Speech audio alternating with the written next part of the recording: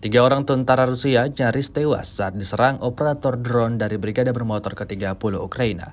Rekamannya ramai beredar di media sosial Telegram pada Sabtu 8 April 2023. Menggunakan drone, prajurit dari Brigade Bermotor ke-30 Ukraina berhasil menemukan lubang persembunyian angkatan bersenjata Rusia. Terlihat ada 3 orang prajurit Rusia yang sedang beroperasi di sana. Tanpa berlama-lama, militer Rusia langsung melempari mereka granat mematikan.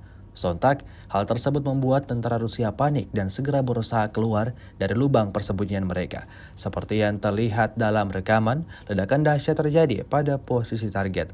Meski begitu, ketiga tentara Rusia tak alami luka serius saat ledakan granat tiba pada posisi mereka.